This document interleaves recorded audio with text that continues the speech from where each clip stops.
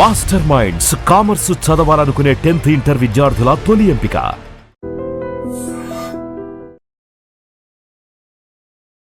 Hi hello నమస్తే welcome back to our channel. నేను మీ వైషు. ఎమోషన్స్ని మనం కంట్రోల్ చేయాలా, ఎమోషన్స్ మనల్ని కంట్రోల్ చేయాలా? అయ్యో అప్పుడు అతన్ని తిట్టకపోయింటే బాగుండేది, అయ్యో అప్పుడు అలా చేయకపోయింటే బాగుండేది అని చాలామంది ఫీల్ అవుతుంటారు. But listen to your heart అని కూడా అంటుంటారు కదా. అంటే మనకి ఎమోషన్ వచ్చింది, అప్పటికప్పుడు దాన్ని బయట పెట్టడం ఇంపార్టెంటా, లేదంటే దాన్ని ఆలోచించి దాని గురించి తర్వాత ఎప్పుడో దాని గురించి అప్పుడు నువ్వు నన్ను ఇలా అన్నావు, నాకు అప్పుడు కోపం వచ్చింది, నేను అప్పుడు చెప్తే అది ఇబ్బంది అయ్యేది, అందుకని ఇప్పుడు మాట్లాడుతున్నాను అని అలా మాట్లాడడం కరెక్టా? ఈ విషయం గురించి మాట్లాడడానికి ఈరోజు నాతో పాటు డాక్టర్ హరీష్ ధనేటి గారు ఉన్నారు. సార్తో మాట్లాడదాం. హలో సార్, నమస్తే. నమస్తే. ఎలా ఉన్నారు? Super good. ఎలా ఉన్నారు? నేను చాలా బాగున్నాను. చెప్పండి. సో ఎమోషన్స్ మనల్ని కంట్రోల్ చేయాలా, మనం ఎమోషన్స్ని కంట్రోల్ చేయాలా? అదే టైంలో లిజన్ టు యువర్ హార్ట్ అంటారు కదా. అప్పుడు లిజన్ టు యువర్ హార్ట్ అంటే ఆ నిమిషం మనకేమనిపించిందో అలా చేయడం కదా. మరి ఎమోషన్స్ని మనం ఎలా ఆపుకొని ఎప్పుడో ఇది అయిపోయిన తర్వాత అప్పుడు నువ్వు నన్ను అలా అన్నావు అందుకే నాకు కోపం వచ్చింది అని మనం మాట్లాడగలమా? యా యా యా మంచి క్వశ్చన్. యాక్చువల్గా చాలా ప్రొఫౌండ్గా ఇంపార్టెంట్, మనకి లైఫ్లో రియల్ లైఫ్లో ఫేస్ చేసేది. అయితే నేను దీని బ్యాక్గ్రౌండ్ చెప్తా, ఓకే. దాన్ని అర్థం చేసుకుంటే మీకు ఇవన్నీ అర్థమవుతాయి. సో మన ఆలోచనకి అటాచ్ అయ్యి ఉన్న ఫీలింగ్ ఉంటుంది. ప్రతి ఆలోచన మన జీవితం అంతా కూడా పరుగులు పెట్టేది ఒక ఫీలింగ్ కోసమే. నాకు ఒక పెద్ద డిగ్రీ వస్తే మంచి ఫీల్, ఆ ఫీల్ కోసం. మ్యారేజ్ అయితే బాగుంటుందేమో ఆ ఫీల్ కోసం. జీవితం అంతా ఫీలింగ్ వెనకాల పరుగులు తీస్తాం. ఫీలింగ్ వెనకాల, ఓన్లీ ఫీలింగ్ కోసమే. నేను చెప్తున్నాను, ఎవరినైనా మందు తాగడం ఒక స్టేజ్ వచ్చాక వాడికి అది చేదుగుంటుంది, నచ్చదు. అయినా కూడా తాగితే బాగుంటానేమో అనే ఫీలింగ్ కోసం తాగుతారు. ఇది ట్రూ. చాలామంది స్క్రోల్ చేస్తూ ఉంటారా, వాళ్ళకి తెలుసు స్క్రోల్ చేస్తున్నా, రోజంతా కూర్చున్నా అది వేస్ట్, నాకేం హెల్ప్ చేయట్లే, అయినా అందులోంచి బాగుంటుందేమో అనే ఫీల్ కోసం చేస్తుంటారు. ఈ ఫీలింగ్కి whenever you add emotion or energy, అది ఎమోషన్గా మారుతుంది. ప్రతి ఫీలింగ్ లా సెటిల్ అయి మన లోపల ఎమోషన్స్గా మారుతాయి. ఆ మారిన వాటికి కొన్ని కారణాలు, కొన్ని జస్టిఫికేషన్స్, కొన్ని అవును నేను ఇంతే అనేవి కొన్ని యాడ్ అవుతాయి. ఈ యాడ్ అవ్వడానికి 3 లేయర్లలో యాడ్ అవుతాయి. వన్ ఇస్ యువర్ బ్రెయిన్, నీ ఆలోచన విధానము. ప్రిమిటివ్ మైండ్ అంటాం, like amygdala, limbic system, primitive brain. దాని నుంచి బ్రెయిన్ మాట. తర్వాత మీరు అన్నట్టు హార్ట్, మనసుకు అనిపించింది చేయాలి, ఆర్ మనసులోని హార్ట్ మాట. నెక్స్ట్ నాభి, స్టమక్, కడుపు మండి తిట్టానరా అంటారు చూసారా, కడుపు నుంచి 3 రకాలుగానే వస్తుంది. వెస్టర్న్ హాఫ్ నాలెడ్జ్ అంతా హార్ట్ మీద ఫోకస్ చేస్తారు. ఓకే, హార్ట్, లవ్, ఇదంతా హార్ట్ అనుకుంటారు. యాక్చువల్గా ఇదంతా మన స్టమక్, మన అబ్డామిన్, గట్ అంటాం. ఆ గట్ నుంచి వస్తుంది. సో 3 లేయర్స్గా ఎవరు ఎలా ఆపరేట్ చేస్తారో వాళ్ళ ఎదుగుదలను బట్టి, వాళ్ళ అండర్స్టాండింగ్ని బట్టి ఉంటుంది. బట్ 3 సైమల్టేనియస్గా పనిచేస్తూ ఉంటాయి. సో మన ఎమోషన్స్ ముందు ఎక్కడ దాగి ఉన్నాయి? 3 ప్లేస్లో. బ్రెయిన్ నుంచి వస్తుంది ప్రిమిటివ్, హార్ట్ నుంచి వస్తుంది ఫీలింగ్, గట్ నుంచి వస్తుంది ఎమోషన్. 3 లేయర్లుగా చెప్పాను. సో నవ్వు మీరు అన్నట్టు ఎప్పుడైనా ఎమోషన్ వచ్చేస్తే, సడన్గా వచ్చేస్తే నేను రియాక్ట్ అవ్వాలా లేదా దాచిపెట్టుకుని నొక్కేసుకోవాలా అన్నది. ఓకే, సో మనని మనం లోపల నుంచి ఎమోషనల్లీ స్ట్రాంగ్ చేసుకుంటూ వెళ్ళడం అంటే అర్థం, నాకు లోపల నుంచి ఒక ఎమోషన్ వస్తుంది, రావడం సహజం, దాన్ని నేను ఎలా ప్రాసెస్ చేయాలి అన్నది నా చేతిలో ఉంటుంది. ఓకే, నాకు కోపం వచ్చింది, నేను తిట్టాలా వద్దా అన్న దగ్గర విచక్షణ అని వస్తుంది. That discrimination of I should do it or not. ఎవరైతే చెయ్యాలి అని అనిపిస్తుంది కానీ చెయ్యలేని పొజిషన్ వల్ల ఆగిపోతారో వాళ్ళు సఫర్ అవుతారు. ఎమోషన్ వచ్చింది, ఆ ఎమోషన్ని నాకు చెప్పాలని ఉంది, కానీ వాడు నన్ను ఉల్టా ఏమని అంటాడేమో, ఆర్ నేను బ్యాడ్ అయిపోతానేమో అని నొక్కుకోవడం వల్ల పాయిజనస్ అవుతుంది.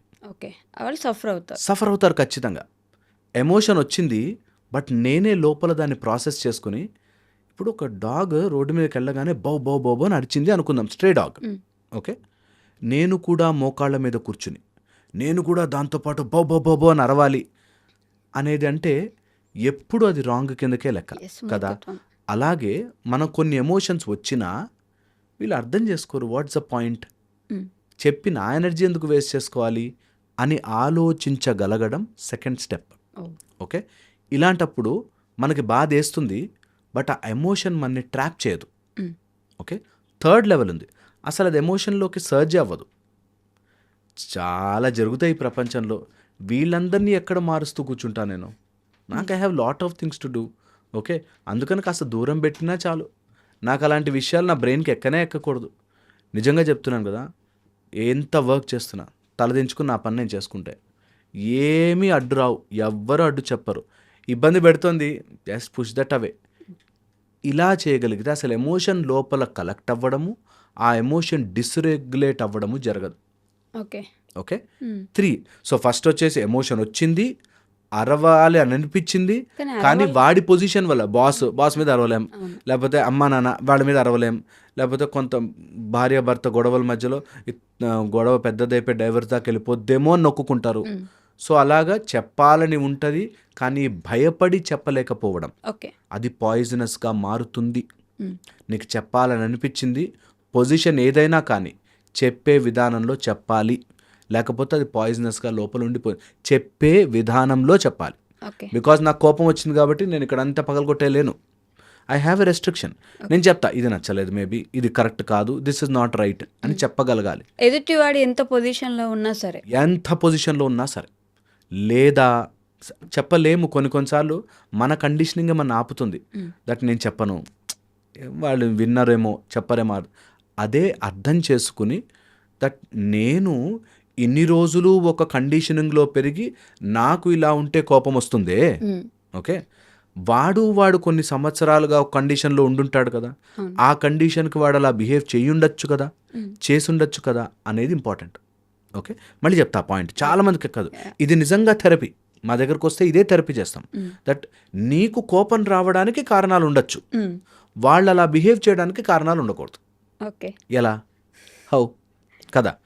సో ఇది నిజంగా మనం ప్రాసెస్ చేసుకోవాల్సింది. అంటే అథారిటేటివ్ వేలో వాళ్ళు కోపం పడి ఉండొచ్చు కదా మన మీద, వాళ్ళు అలా. అబ్సల్యూట్లీ, వాళ్ళకి మన అథారిటీ ఇస్తున్నాం కదా.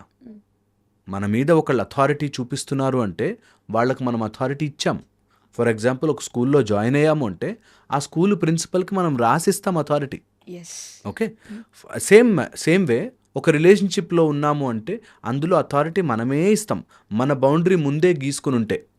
ఓకే, ఆటోమేటిక్గా వాళ్ళు సెటిల్ అయిపోతారు.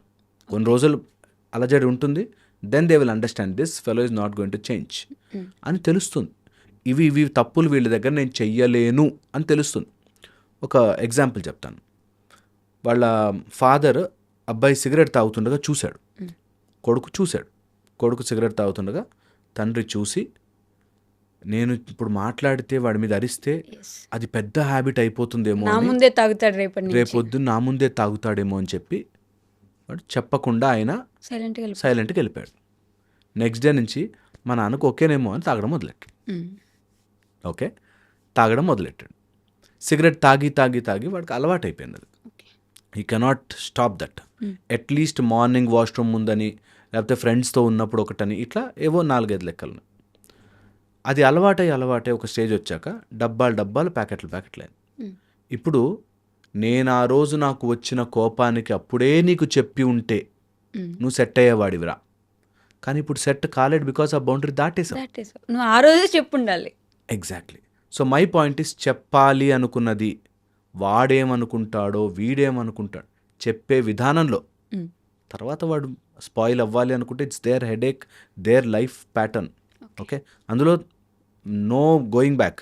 నేను చెప్తున్నాను కదా, పేరెంట్స్కి మేము పేరెంటల్ టీచింగ్ చేస్తున్నప్పుడు చెప్తాం, పిల్లల భవిష్యత్తులు మార్చేస్తామనడానికి మంత్రాలు లేవు, ప్రోగ్రాములు లేవు, నువ్వు ట్రై చేయడానికి మాత్రమే ఉన్నాయి.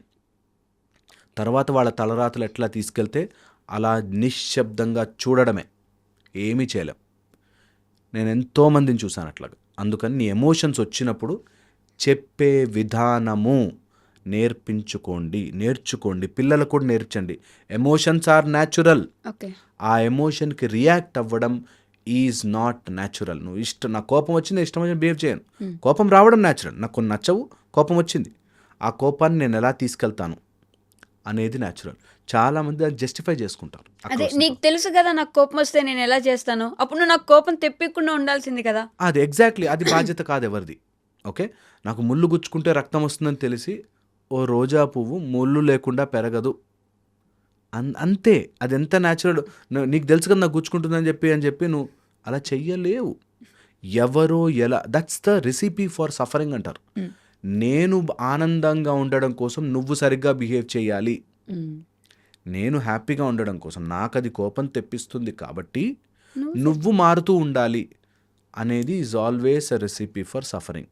వాళ్ళు విన్నారా, వాళ్ళు సఫర్ అవుతున్నారు. వినలేదా, మీరు సఫర్ అవుతున్నారు. సఫరింగ్ అంతే. నిజంగా కూడా ఒకడు మారుతాడు, నువ్వు నాకు రెడ్ షర్ట్ వేసుకుంటే నచ్చలే అన్నాడు అనుకో ఎవరన్నా, సరే నీకోసం బ్లూ వేసుకుంటారా అన్నాడు. రేపు పొద్దున బ్లూ కూడా నచ్చలేదంటే, ఎల్లో కూడా నచ్చలేదంటే, నవ్ వాట్? ఓకే, సో అందుకని వాళ్ళు మారాలి. నా కోపానికి నా ఎమోషన్ బాగుండడం కోసం నువ్వు మారుతూ ఉండాలి. అది పిల్లలు కావచ్చు, భార్య కావచ్చు, భర్త కావచ్చు, కొడుకు కావచ్చు, ఎవడన్నా కానీ నా boundary clear, I'm getting upset because of this చెప్పచ్చు. వాళ్ళు మారతారా లేదా మనకు సంబంధమే లేదు. ఇదే నిజం. ఎందుకంటే మనము ఇక్కడ 20 years మనం మనతో బ్రతికింది చూస్తున్నామేమో, కానీ ఆ టేప్ రికార్డర్ ఎన్నో జన్మలది రికార్డ్ అవుతూ వచ్చింది. ఎన్నో జన్మలది ఇలాగే వస్తుంది లైఫ్లోకి ప్యాటర్న్. సో 3 levelsలో మనం కరెక్ట్ చేసుకుంటూ రావాలి. 1, మైండ్ లెవెల్లో సర్రమని కోపం రావడం, ఆర్ సర్రమని ఎమోషన్ రావడం, బాధ వచ్చేయడం, డిప్రెషన్లోకి వెళ్ళిపోవడం, వర్రీ అయిపోవడం, ఇవన్నీ నీ ఎమిగ్డలాని ప్రిమిటివ్ బ్రెయిన్ చేస్తుంది, which is always detecting threat అంటారు. ఏదో నాకు ఇది చేయడం వల్ల వాడు నన్ను ఇన్సల్ట్ చేస్తున్నాడు, చూసావా, నాకు తెలుసు అట్లా కాఫీ కప్పులో ఇవ్వకపోతే నాకు నచ్చదని, కానీ ఇచ్చాడు అనేది నీ మైండ్, ప్రిమిటివ్ మైండ్ ఈ షోయింగ్ దట్ యు ఆర్ డిమీన్డ్. నువ్వు తప్పు చేసి చూస్తున్నాడు, నిన్ను తక్కువ చేస్తున్నాడు, నిన్ను ఇన్సల్ట్ చేస్తున్నాడు, చూడు చూడు అనేది నీ బ్రెయిన్ చెప్తుంది. నీ హార్ట్ దానికి ఫీలింగ్ యాడ్ చేస్తుంది, ఒక చెంచాడు ఫీలింగ్ యాడ్ చేసి, ఇంత అర్థం చేసుకోరు, నేను ఇంత చేశాను కదా అని నీ హార్ట్ నీ మంచితనాన్ని మొత్తం గుర్తు చేస్తుంది. ఆ రోజు నువ్వు వాడికి రికార్డ్ బుక్ ఇచ్చావు, ఆ రోజు నువ్వు వాడి కోసం లేకపోతే పెన్ను తీసి ఇచ్చావు, ఆ రోజు నువ్వు వాడి కోసం బండి మీద డ్రైవ్ చేసి అన్నీ చూపించి, ఇంత చేస్తుంటే ఆ మాత్రం అర్థం చేసుకోడా అనేది యాడ్ చేస్తుంది మసాలా. ఓకే, థర్డ్ పాయింట్ వస్తుంది, కడుపులో అది నిలిచిపోయి you will start developing that hatred. వాళ్ళు ఇంకా ఏది చేసినా తప్పుగానే చూస్తాం. అప్పటిదాకా 100 పాయింట్లు వచ్చాక మీకు కోపం వచ్చేది, రేపు 10 పాయింట్లు రాగానే కోపం వస్తుంది. కోపం వచ్చేస్తుంది, ఇరిటేషన్ వచ్చేస్తుంది. వాళ్ళని చూడగానే ఎంతోమంది భార్యాభర్తలు అండి, నేను చూస్తాను కదా, ఎంతోమంది భార్యాభర్తలు చిన్న చిన్న విషయాలకి కొట్లాడుకుంటారు. అరే మనుషులు రా, మీరు అలా బిహేవ్ చేయకూడదు, ఎంత కోపం వచ్చే ఏంటి దీని గురించి ఎందుకు ఫైట్ అన్నా కూడా ఫైట్ చేస్తారు. Because they have stored it in there stomach for a very long time, very very long time. So ఈ 3 areasలో వర్కౌట్ చేసుకుంటే ఎమోషన్స్ మనని కంట్రోల్ చేయకుండా, ఎమోషన్స్ వస్తాయి మనుషులం, కంట్రోల్ చేయకుండా ఉంటాయి. బట్ కోపం వచ్చినప్పుడు లేదంటే బాధ వచ్చినప్పుడు అది ఏం చేయకుండా ఉంటే చూసి చూసి చూసి చేతగానాడు వాడు ఏమొచ్చినా ఏం అండు ఏం మాట్లాడు గమ్మున ఉంటాడని చెప్పేసి ఎదుటి వాళ్ళు మనల్ని ఇది చేస్తారు కదా. నేను అసలు ఎక్కడ గమ్మునుండమని చెప్పలేదు, నేను కన్వేట్ అన్నాను, ప్రాపర్గా చెప్పే విధానంలో చెప్పాలి అన్నాను. నెవర్ గమ్మునుండాలి ఆర్ సైలెంట్ ఉండాలి, వదిలిపెట్టాలి అని ఎప్పుడు అనుకోవద్దు. దాని గురించి చెప్పాలి, ఆ ఫీలింగ్ని మనం ఎరేస్ చేసేయాలి. నిజంగా ఇది ప్రాసెస్. దట్ నాకు నచ్చలేదు ఒక పని, ఐ విల్ ఎక్స్ప్రెస్, చెప్తా నేను, ఐ డోంట్ లైక్ దిస్, నాకు నచ్చట్లేదు. బట్ ఫీలింగ్ ఎక్కడ ప్రాబ్లం చేస్తుందంటే, నేను ఇంత చెప్పినా వాడు అర్థం చేసుకోవట్లేదు, అది ఇబ్బంది. అది చేయొద్దంటున్నా. నీ ఫీలింగ్ ఎక్స్ప్రెస్ చేయొద్దు, నువ్వు గట్టిగా నించోద్దు, ఎప్పుడు చెప్పలేను ఈ మాట, మళ్ళీ మళ్ళీ చెప్తున్నా, మన దేవుళ్ళు సైతం ఆయుధాలు పట్టుకుని ఉన్నారు. నీకు ప్రాబ్లం వచ్చే సిచ్యువేషన్ ఉంటే నించో గట్టిగా. హనుమంతులు వారి సైతం గద పట్టుకుని నించున్నారు. ఓకే, అవసరం ఉన్నప్పుడు గట్టిగా నిలబడాలి, చెప్పాలి. బట్ అది లోపల పెట్టుకుని బాధపడిపోయి అర్థం చేసుకోరు, వాళ్ళు మారరు. అరే వాళ్ళు మారే ప్రోగ్రామే లేదు ఇక్కడ, లేనే. That's a wrong notion. అందుకే నువ్వు క్రికెట్ బ్యాట్ తీసుకుని ఫుట్బాల్ గ్రౌండ్కి వెళ్ళినట్టు ఉంటుంది. వాళ్ళు మారాలి అన్నది అసలు ప్రోగ్రాంలోనే లేదు. వాళ్ళు మారాల్సిన అవసరం నీకు లేదు. పాయింట్ క్లియర్ అది. వాళ్ళు నిజంగా నువ్వు చెప్పి మారారనుకో, నువ్వు చెప్పినందుకు మారారు, వాళ్ళకి మనసులో లేదు. ఓకే, బికాస్ వ్యాలంటైన్స్ వీక్ అని చెప్తా. ఒక అమ్మాయి, మా హస్బెండ్ ఎప్పుడు నన్ను సరిగ్గా చూసుకుని గిఫ్ట్ ఇవ్వడండి. సరే లాస్ట్ ఇయర్ ఏదో కౌన్సిలింగ్కి వస్తే చెప్పాను, కొన్ని గిఫ్టే కదా కొనిచ్చేస్తే అయిపోయారు. కొనిచ్చాడు. హ్మ్. గిఫ్ట్ కొనిచ్చాడు అంటే ఎవరి వల్ల? ఇప్పుడు నేను చెప్పడం వల్ల, లేకపోతే వైఫ్ 10 సార్లు అడుక్కోవడం వల్ల కొనిచ్చాడు. కొనిచ్చాడు. ఆయన మనసు నుంచి వచ్చింది కాదు కదా, దానికి విలువ అనిపిస్తుందా? ఇప్పుడు ఆ అమ్మాయి కూడా అంటుంది దట్ ఏదో ఫీలింగ్తో కొనివ్వట్లేదు, ఏదో కొనివ్వాలంటే కొనిస్తాను. So that's the whole problem. పోనీ నేను ఫీలింగ్తోనే కొనిచ్చాను రా బాబు అంటే ఎలా మెజర్ చేస్తావు? నీ ఫీలింగ్ని ఎలా కొలమానం? ఎస్. ఫీలింగ్స్కి కొలమానం ఏంటి? కిలోమీటర్లు అంటే కొలవచ్చు, లీటర్లు అంటే కొలవచ్చు, ఫీలింగ్కి కొలమానం ఏంటి? సో అందుకని అవతల వాడు ఎలా రియాక్ట్ అవ్వాలి, రెస్పాండ్ అవ్వాలి ఆలోచించిన ప్రతి వాడు ఎమోషనల్లీ నాశనం అయిపోతాడు. నిజంగా నాశనమే. ఇంక వాడు ఎలా రియాక్ట్ అవ్వాలి అన్న దాని మీద అవుట్ అండ్ అవుట్ ఎవరైతే చీప్ లో మైండ్లో ఉంటారో వాళ్ళు ఇదే ఆలోచిస్తారు. హై మైండ్కి వెళ్ళండి. అట్లీస్ట్ ఈ వీడియో చూసాక నాతో పాటు మీరు హై మైండ్కి వెళ్ళండి. దట్ అవతల వాడు లేడు ఇక్కడ, there is no other person. నేను ఎలా బిహేవ్ చేయాలో డిసైడ్ చేస్తాను. ఒకళ్ళు ఇట్లా మాట్లాడుతుంటే నన్ను అడిగిన క్వశ్చన్ దట్ నేను రూడ్గా నేను అలా చెప్పేస్తే వాళ్ళు బాధపడిపోతారు కదండి, వాళ్ళు హర్ట్ అయిపోతారు. సో అవతలి వాడి హర్ట్ని కూడా నువ్వే లోపల హర్ట్ అయిపోయి ఫీల్ అయిపోతే నిన్ను ఎవరు కాపాడాలి? నీవు చెప్పాల్సింది చెప్పడంలో తప్పు లేదు. అంటే చెప్తారు కదా నిజంగానే, పక్కన వాళ్ళ గురించి ఆలోచించు, నీకు వచ్చింది చెప్పేస్తావా, నీకు అనిపించింది చెప్పేస్తావా. చెప్పే విధానంలో అనిపించింది చెప్పాలంటే ఎవరైనా పార్టీకి వచ్చారు అనుకో, ఏంటి ఇట్లా గట్టిగా తయారేవా అని అనవసరం లేదు అయ్యో కదా, అనవసరం లేదు. That is what they mean. వాళ్ళు బాగున్నారు అంటే నష్టం ఏంటి? అట్లాంటి విషయాల్లో నీకు ట్రబుల్ అవుతున్న విషయం చెప్పాల్సిందే. అడగందే అమ్మైనా పెట్టదు అన్నట్టు నువ్వు చెప్పందే వాళ్ళకి అర్థం కాదు. ఆ మాత్రం అర్థం చేసుకోలేరా, ఆ మాత్రం అర్థం చేసుకోలేరా అని చేసుకోలేరు. జీవితాన్ని నాశనం చేసుకున్న వాళ్ళు చాలామంది ఉన్నారు. సో ఎమోషన్స్తో డీల్ చేస్తున్నప్పుడు లాస్ట్ పాయింట్ చెప్తాను ఈరోజుకి. ఫస్ట్ వచ్చేసి 2 భయంకరమైన రోగాలు ఉంటాయి. ఓకే, 1 నాకు సపోర్ట్ ఇవ్వట్లేదు, 2 నన్ను అర్థం చేసుకోవట్లేదు. ఈ 2 రోగాలు బయటపడ్డవాడు ఎమోషనల్లీ మెంటల్లీ బాధపడ్డు. ఓకే, మిగతా సఫరింగ్ అంతా ఏమైనా ఉంటాయేమో కానీ మెంటల్లీ బాధపడకుండా నాకు సపోర్ట్ లేదండి అంటారు. ఒకటి, నన్ను అర్థం చేసుకోరండి. వాళ్ళు చేసుకోరు, వాళ్ళు నీకు సపోర్ట్ ఇవ్వరు. వాళ్ళు నీ చేతి కర్రలు కాదు నిన్ను మోసుకొని తిరగడానికి. వాళ్ళు మనని అర్థం చేసుకోవడానికి బాండ్ రాసుకుని రాలేదు. ఈ 2 మన మైండ్లోంచి తీసి పక్కన పడేయాలి. ఎప్పుడు వచ్చినా థాట్, వాడు ఎందుకు అర్థం చేసుకోవాలి నన్ను? ఇంట్లో అంత చూస్తున్నాడు కదండి, నా కొడుకు నేను ఎంత కష్టపడుతున్నానో చూసి అయినా కాలేజ్కి వెళ్ళి పిచ్చి పనులు చేస్తున్నాడండి, చదువుకోవట్లేదని. నువ్వు పిల్లల కోసం చేస్తున్నావు, నీ ఇష్టం. వాడు అర్థం చేసుకోవాలా లేదా వాడి కర్మ. ఇది కష్టంగా ఉంటుంది మనసులో, చాలా బాధగా ఉంది. నీకైతే తెలుస్తుందిరా అని తిట్టేవాడు ఉన్నారు, నన్ను తెలుసు. నిజంగా బాధనే, కానీ ఆ బాధని మోస్తే ఇంకా బాధ. పక్కన పెట్టేసేయాలి. ఎందుకంటే ఎమోషన్స్ మిమ్మల్ని తినేస్తాయి, మిమ్మల్ని చేయకుండా ఆపేస్తాయి, మిమ్మల్ని ఇలా నొక్కి పడేస్తాయి. వద్దు. సో ఈ ఏరియాలో వర్కౌట్ చేయండి, ఎమిగ్డిలాని స్లో చేయండి. ఈ ఏరియాలను వర్కౌట్ చేయండి. ఫీలింగులన్నీ రాంగ్ డైరెక్షన్లో పెట్టకండి. ఈ ఏరియాలో వర్క్ చేయండి. దాన్ని సెటిల్ అవ్వకుండా ఎప్పటికప్పుడు కమ్అట్ ఆఫ్ దట్ ఫీలింగ్. ఎంత త్వరగా అయితే అంత త్వరగా. అప్పుడు అది సెటిల్ అయ్యి కడుపు మంటగా మారదు. కడుపు మంటగా మారితే మీరు లిటరల్ ఇట్లా పాయిజన్ తాగేసినట్టే. అది హోల్డ్ చేసుకొని పెట్టేసుకోకండి, ఎక్కడికక్కడ క్లియర్ చేసేసుకోవాలి. ఎమోషన్స్ ఆర్ లైక్ డస్ట్, ఎప్పటికప్పుడు దులుపుకుంటూ ఉండాలి. కారు తుడుచుకుంటాం కదా, బండి తుడుచుకుంటాం కదా, ఇల్లు తుడుచుకుంటాం కదా, అలాగే మైండ్ తుడుచుకోవాలి. వావ్, సూపర్, థ్యాంక్ యూ అండి.